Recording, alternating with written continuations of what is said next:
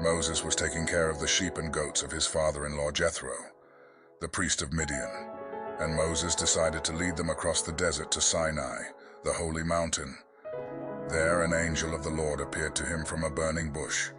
Moses saw that the bush was on fire, but it was not burning up. "This is strange," he said to himself. "I'll go over and see why the bush isn't burning up." When the Lord saw Moses coming near, he called him by name from the bush, and Moses answered, "Here I am." God replied, "Don't come any closer. Take off your sandals. The ground where you are standing is holy.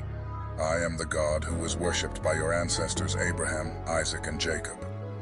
Moses was afraid to look at God, and so he hid his face. The Lord said, "I have seen how my people are suffering as slaves in Egypt, and I have heard them beg for my help because of the way they are being mistreated. I feel sorry for them, and I have come down to rescue them from the Egyptians. I will bring my people out of Egypt into a country where there is a lot of good land, rich with milk and honey. I will give them the land where the Canaanites, Hittites, Amorites, Perizzites, Hivites, and Jebusites now live. My people have begged for my help, and I have seen how cruel the Egyptians are to them. Now go to the king. I am sending you to lead my people out of his country." But Moses said, "Who am I to go to the king and lead your people out of Egypt?" God replied, "I will be with you, and you will know that I am the one who sent you, when you worship me on this mountain after you have led my people out of Egypt." Moses answered, "I will tell the people of Israel that the God their ancestors worshipped has sent me to them. But what should I say if they ask me your name?" God said to Moses, "I am the eternal God. So tell them that the Lord, whose name is I Am, has sent you. This is my name forever, and it is the name that people must use from now on." God instructs Moses to gather the elders of Israel and inform them of his plan to lead them out of Egypt.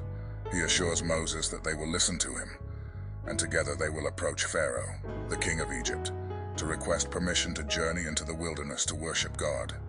God predicts that Pharaoh will initially resist their request, but assures Moses that he will perform mighty acts in Egypt, compelling Pharaoh to let the Israelites go.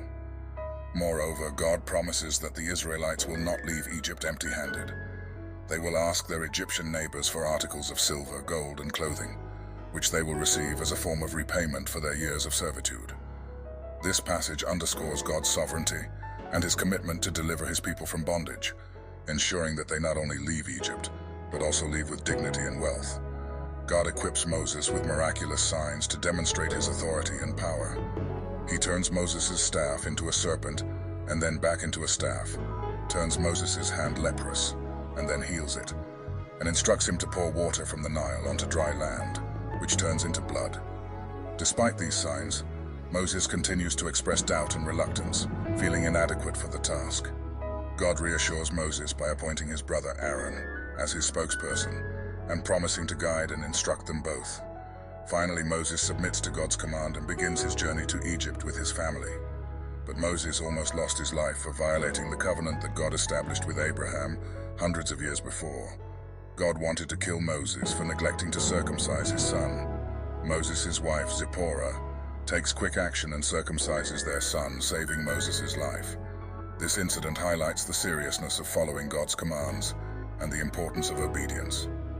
With this obstacle overcome, Moses continues on his journey to Egypt, prepared to confront Pharaoh and lead the Israelites out of bondage.